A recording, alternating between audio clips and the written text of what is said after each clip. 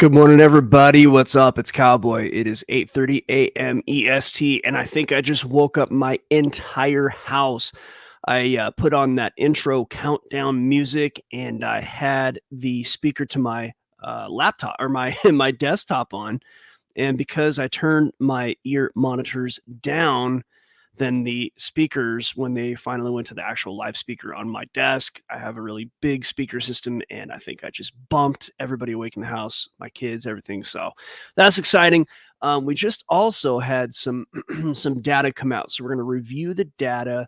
A little bit more data coming out, so it's going to affect the markets. Some of it right this very moment, and some of it, gosh, in about 45 minutes, maybe. What's that? No, not 45. What's 45 plus 30? Whatever that number is, an hour and 15 minutes. So that's going to happen.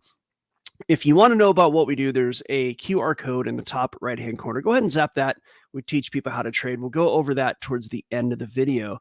And we're going to be taking a look at what's happening with a couple of key cryptos, in particular Filecoin, Caspa. We're just going to take a look at where I think they're headed next, whether or not I think they're done pumping. There is some indication that, very clear indication that money is moving over in the crypto space from AI, profits being taken. But I think there might be some room yet left in the AI pump, but some of those profits are being moved over to, I think, well, it's a particular sector, and we'll talk about what that sector is towards the end of the video, or at least about halfway through. So there are about 5 or 6 coins in that sector. I hope we have time to look at all of them. However, we'll look at some of the key ones. All right, so let's go ahead straight to the screen. By the way, if you're watching this, especially if you're watching it on YouTube, you can go ahead and ask for charts in the comment section. If you have, hey, I want to see whatever Bitcoin, whatever chart you want. It could be stocks, it could be, indexes, whatever. I can go ahead and analyze those charts for you. Just comment on the YouTubes and like and subscribe. That helps us out. All that kind of stuff. Like, subscribe, notification bell, do that YouTubey stuff. All right, cool. So we just had this data come out here. Let me present the screen. And in particular, the unemployment claims came out. So I wasn't looking at the charts per se when this came out. However, unemployment claims is a weekly number. And it looks like it's down by about maybe 7 or 8% from what was expected, right? So the expected number of unemployment claims is 217,000. Actual number is 201,000. And so that's going to be read by the markets as something that is dollar strong. It's going to kind of be an indication that how do I say this? So when the rates are being hiked by the Fed, that's being done to tame inflation, right? And so while that's going on, that it's starting to work because you start to see trouble in the stock market. You start to see, certain things happen. And the stock market has really just pretty much gone up. There have been some pullbacks, and there are some pullbacks, but in the end, the market hasn't cooled off as much as I think some people would like. And until it really truly cools off, I don't know that we're going to see rate cuts. And if the market continues up, there's always that chance that we actually see a hike when a lot of people expect a cut, which would have drastic effect on all markets, crypto, stocks, everything else. And data like this that you're seeing on the screen, this unemployment claim, let me zoom in on just a little bit to help you all see it. But it's right here, unemployment claims.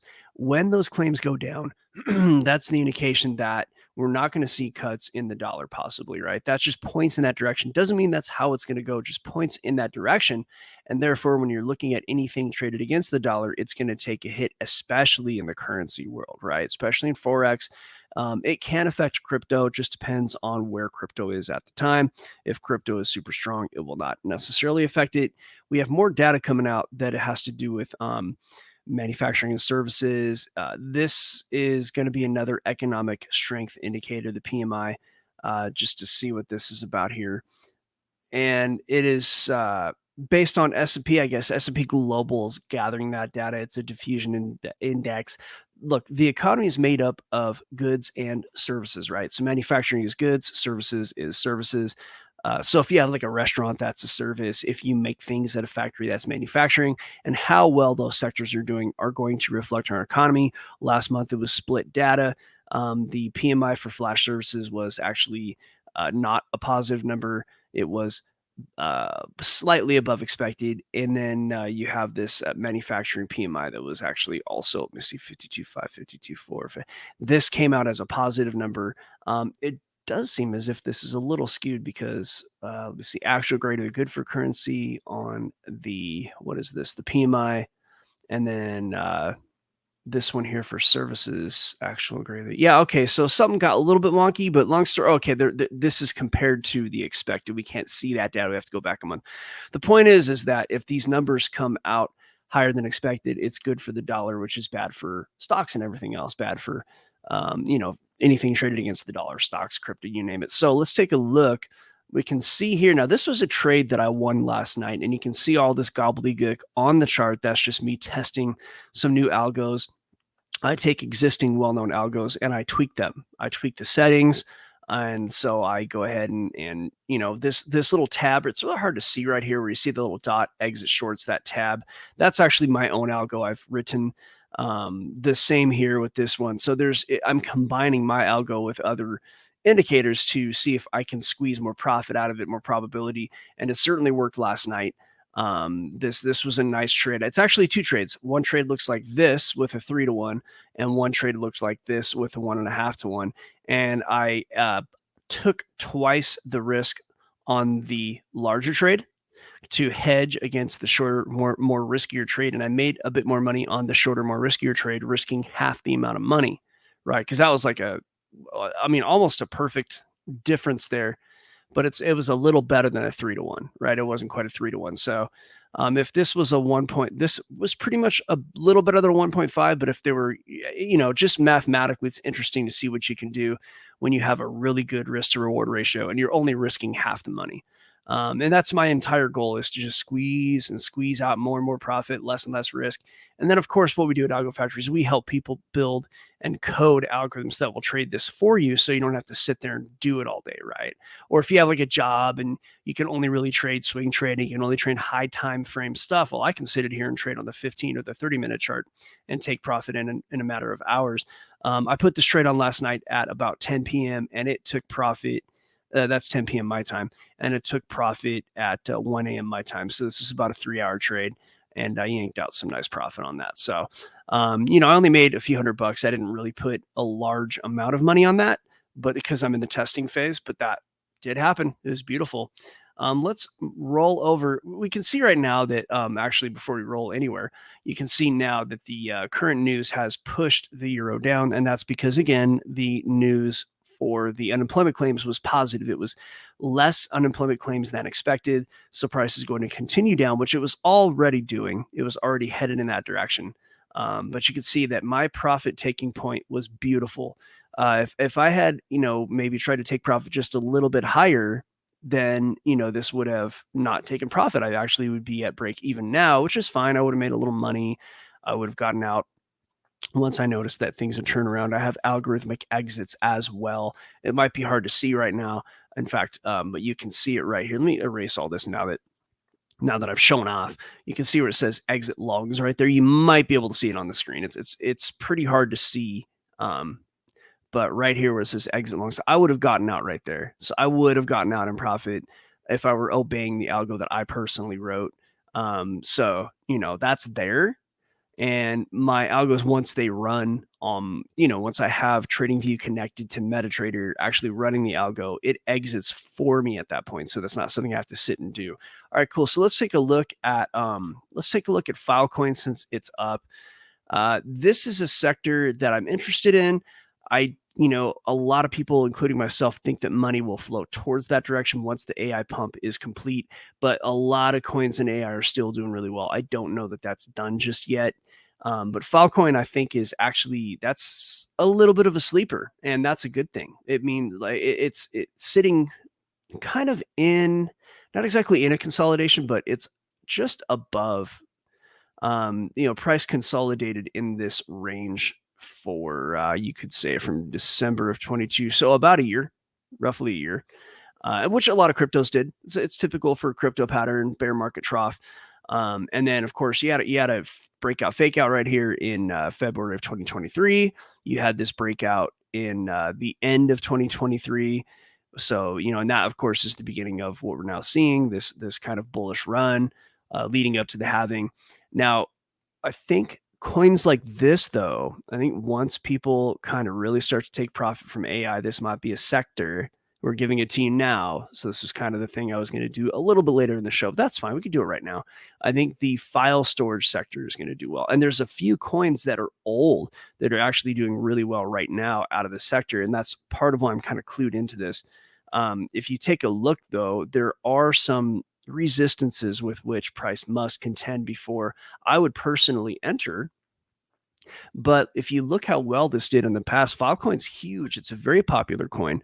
It's got a lot of, it's just the project itself has some good backing. It's a well, I don't know what's the term, procured project. Now there is a pretty substantial resistance. Price is below that right now, right? So you've got this peak it couldn't break above at about $8.14, and then just above that you're sitting like at $9.50. So it's almost like I would prefer to wait until price broke. I mean, technically this is a little bit rangy right now, a little bit rangy. I would even take that to the top here because of those wicks. But it's a little bit rangy, right? So price is not yet able to break out of that. And I do think that if it does, given where we are in the market, Bitcoin is looking at possibly kind of taking a break, right, from its bullish moves. We're going to take a look at Bitcoin next just to get the feel, because Bitcoin does pretty much rule the rest of the market. This is bullish. Let me take a quick peek at the algos. High time frame, this is pretty bullish. That's a weekly chart, by the way, what you're looking at. That's a weekly chart. So monthly, weekly, daily, everything's pretty bullish. Just taking a break on the daily, that's all. And I do think that we might have an opportunity if Filecoin breaks out of this current price, this breaks and closes on the weekly above 742, right? One close. On the daily, I would feel better. I mean, I feel better about the weekly than the daily, but I will look at the daily just to look here. See if it has broken and closed on the daily. Yeah, it has. There's break and close, and it was up above there for several days, and still back in January, it broke and closed on the daily above and still sunk back into this. But we were in a little bit different part of the market in January, so I would feel better with at least a break and close on the weekly, which is, I believe, tomorrow, or it might be Sunday. I'm on the 5-day chart for my weekly, so it's a little bit different. I could tell you when that is. Give me a second. I don't do the typical time frames. I'm a big believer in, if you're doing what everybody else is doing, then you're going to have the same results as everybody else. And most people lose money when they trade. So there's a couple of days yet left in this, right? So this is going to be basically 3 days from now. So this will close along with most people's weekly, very close to that. So if this candle right now closes above 742, and that's going to be in 2.5 days, right? So today is Thursday. So Thursday, so it's Friday, Saturday. So early Sunday, right? I would expect for this to be ready to go up. I would be a little bit wary of 815, but I might look for a trade, something like this. And I probably would take it on a lower time frame and wait for all the algos to line up. But I might look for a nice little trade from 814 to 959. I'm not talking about buy and hold. That's a different story altogether. And where the stop loss is and everything, that's going to be really dependent on a lot of factors, right? But I would look for a trade that looks like this personally, and I'd be taking profit earlier than this. And as a matter of fact, to get some more precise targets here, I would treat, and this is kind of a high time frame trade, which is not my style really, but I would look at this as an impulse. Okay, right here. For high time frame stuff, I would look at this as an impulse. That's a very high time frame impulse. So you're going to get a lot of pullbacks with this. This particular quicker stop loss probably won't work out for such a high time frame trade, but just for some high time frame targets, right? That lines up really nicely right here. you have this, if it can break above this resistance, then a nice target is going to front run this resistance right here from this prior peak. And that was, what is this, in early 2023. And that lines up with this 272 fib extension. If you want to know about how I do all this stuff, it's very simple. I can teach anybody of all skill levels how to do this, right? This is just fib extensions. It's using a very basic tool. And, I've been doing this for years, and these targets work. That's how last night's target on the Euro trade worked out. That trade that I shared at the beginning that you saw me, that I won last night, that was based on fib extensions. And then, of course, taking a look at all the structure for confluence. So that being the case, I would say that if I could find a nice entry, measure a proper stop loss, I'm looking at probably at least a 2-to-1 on the way up here to 943, and I would front run. On Filecoin, I'd front run 948, which was kind of where that resistance is. I get out at about 945, maybe 943. I get out before everybody else, right? I front run all targets by at least a little bit. So again, this is a high time frame impulse that I'm looking at, like a monthly impulse practically, because there's pullbacks. It's not a pure impulse. That said, what may happen here is that this may find resistance, pop back down, and then head up after that. So if that's the case, if in fact this, let me see, it technically, let me roll down to a lower time frame and take a look if I can apply this fib based on my rules. Give me 1 second, and then we'll move on. I do want to take a look at Kaspa, Rock the Kaspa.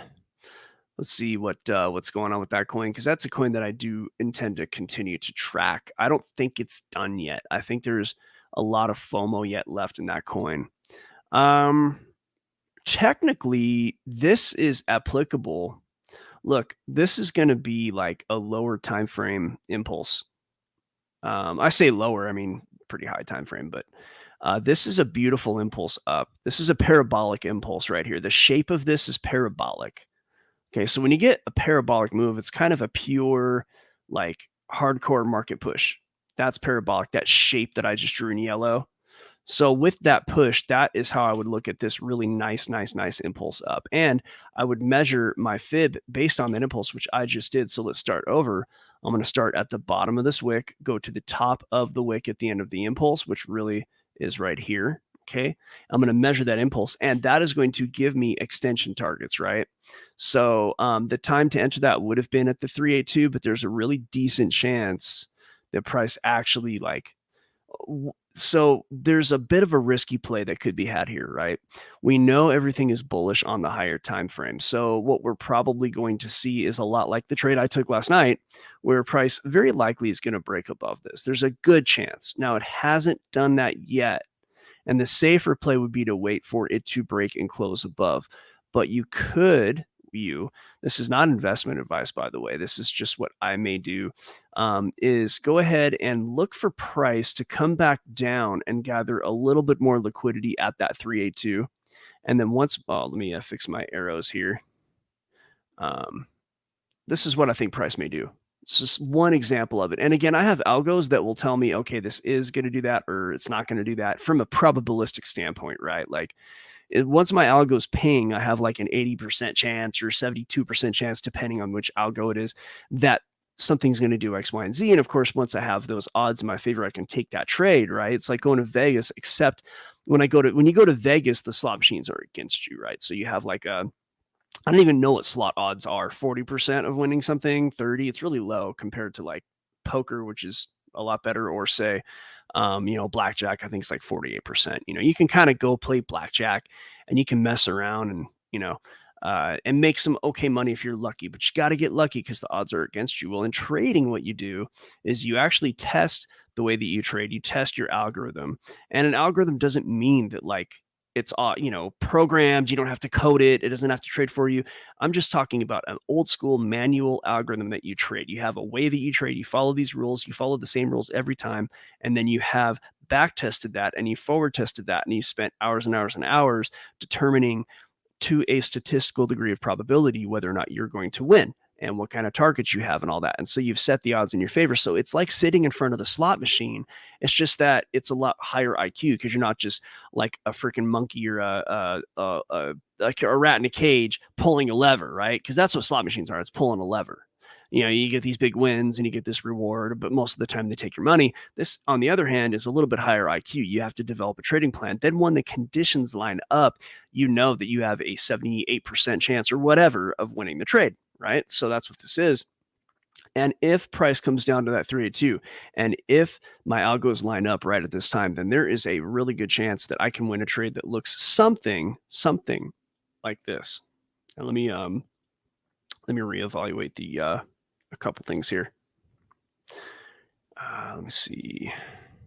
I'll do my stop loss now, like based on fibs, and assuming that price doesn't go any deeper than that. 786.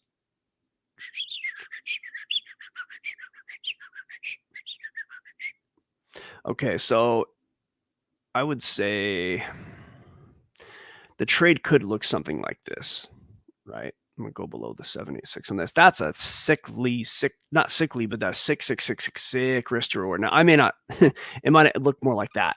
I mean, this is more realistic, but it's possible, depending on how price behaves right here, that I could get like a better than a 3-to-1, right? But even at a 3-to-1, this is a really good trade, and I probably would take profit.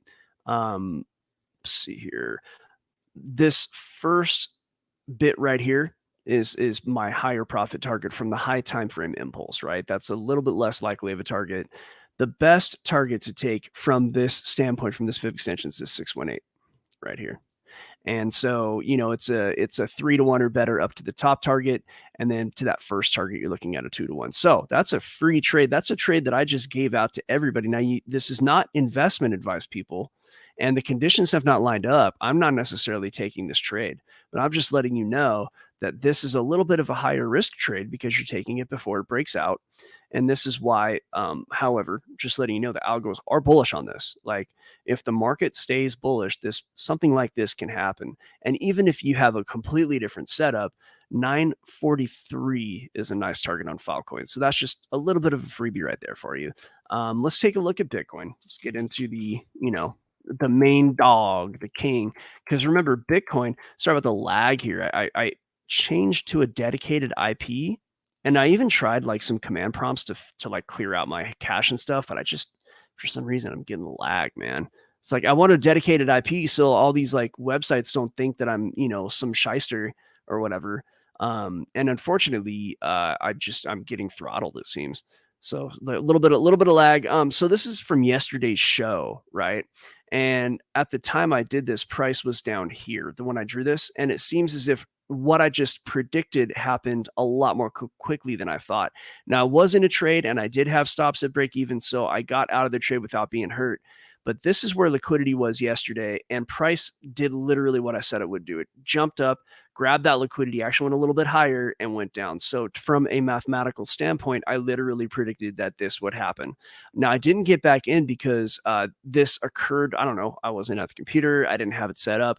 I tend not to just get in based on price points. I look for algos to line up, and I have a lot going on. So I didn't get into this trade. It's not too late. I could get in, but I would have to be real careful about my stop losses, right? Now, these yellow lines were where liquidity was yesterday, and I used the Kingfisher.io, which we're going to go take a look at right now, and we're going to see what Bitcoin liquidity looks like after I can spin it to win it. Now, if you go to the description, there is a link to the Kingfisher.io. And if I had Kingfisher data for like regular markets, I mean, that would be just killer, right? Because this is data that where they're looking at liquidation data from exchanges, right? So they're getting data from, you name it, that you can do it across exchanges. You can just do it on one exchange, which I typically tend to do. I guess we'll spin the wheel later. Let me grab this map. Okay, so these spikes right here, and I talk about this like every day, so I'm not going to go too deep into it, but this is where price is going to want to go. This is where there are liquidations on the leveraged exchanges, in this case Binance, right? A lot of volume still on Binance, so I just tend to use that one. And these tend to be the same across exchanges. I don't see the need. I mean, if I was using my subscription and unlimited stuff, then I probably would pull across exchanges, but this is good enough. Price in the near term can go to two areas, right? We'll take a look at the charts, but we have a higher area that has not changed at about 52,000 to 52,300. All right. So I've got right here 52.4 to 52.6. So what do we say? let's see here. This has kind of moved a little bit, but so 51.8 really. Actually, let's do this. Let's do it this way: 52,000 to 52.3. So this has slimmed out since yesterday.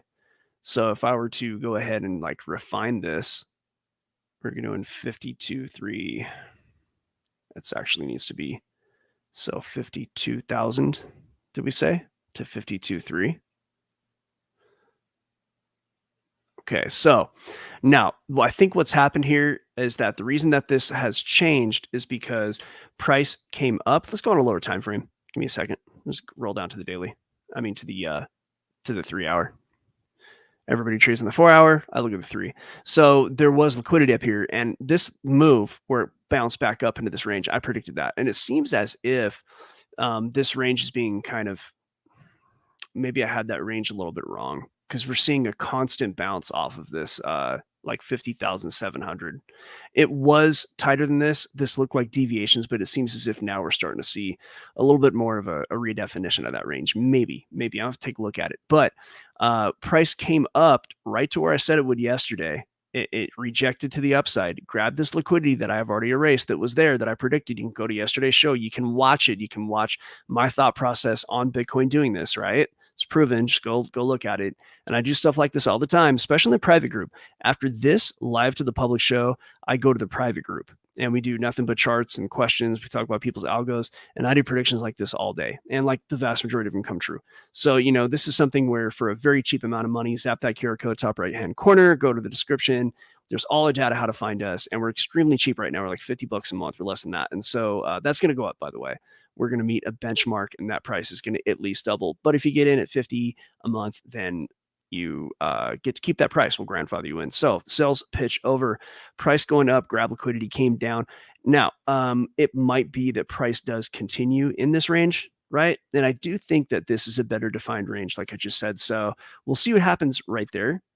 But there is this new liquidity up here, and I think that's because price came up, grab liquidity started to go down, and people went short, and this is their liquidations from going short. That's why this liquidity is. That's why the liquidity profile changes all the time.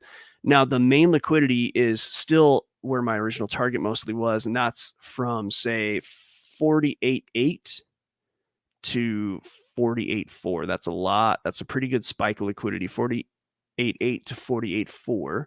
Let's go ahead and see if that is okay. So we're going to go, 48.8 to 48.5. So we can spread this a little bit bigger. It's a little bigger than it was yesterday, but you're essentially right where it was before. I mean, super close to where that's where my target was, by the way. So if I were to go short right now, it would be in this area. But it looks as if there is a bit of a newer node that has risen, and that is 47.5 to 47.8. So there might be some extended targets. Let's take a look at what. Okay, so that essentially is what this blue, like, it's liquidity from this price action right here. So really 47.5, what was it, to 47.8? Let's see that one more time. Sorry, folks.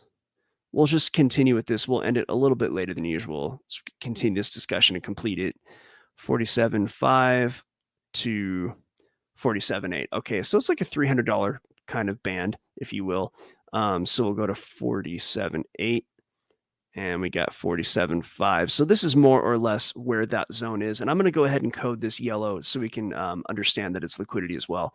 And I think a decent trade, like, I would definitely have my stop loss higher than this because let me take a look at the higher end here. There's not a lot of liquidity after, say, 52,600. So for the moment, that's their, price probably won't go above that, above this yellow box. So one could put their stop losses above this box. I would have a higher stop loss, maybe more commensurate with this line up here. Not quite, be a little different than that, but if I were to take a short, if I just would take a short right now, like let's say the algo's lined up, I would have a short that looks something like, and this is not precise, but something like this.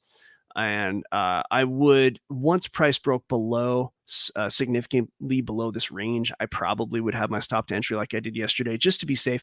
Here's the thing about shorting Bitcoin. It's dangerous. Bitcoin loves to punish the shorts. So I give myself a lot of room, and I'm very aggressive when it comes to putting stops to entry. I mean, I have an algo that tells me when to do it. I have rules for that. Everything that I do in trading has rules. But that's how I would run this. So I'm much happier going long on Bitcoin in a bull market. Like I got professional trader friends. They will not short Bitcoin in a bull. I will, and I'll win, but my results shorting long are like way better, tighter stops, higher win rate. Anyway, thank you all for sticking around. We are going to head over to the private live lab right now, but just a reminder, at the end of the show, we always remind you, go to that QR code top right hand corner. I have already done this. Join us or die. So just kidding. Don't die. We want you to live, even if you don't join us. But please join us. Even just check us out for a short time. It's so worth it. It's so worth it, dude. Like, I'm doing charts all day long. Even if you just were, and by the way, those live videos that we do starting at 9 EST, we record those. So if you can't be there for that, you can ask questions ahead of time.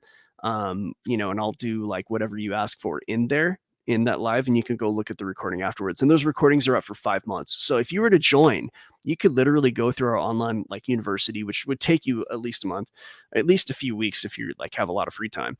And then you have 5 or 6 months worth of old live shows to go through. And there is a plethora of information in there. So even if you check it out just for a month, just to see what it's about, I really recommend it because we are going to raise the price. All right. Okay. Thanks again for watching. I'm going to go ahead, like I said, fire this up, and we will see you on the next one.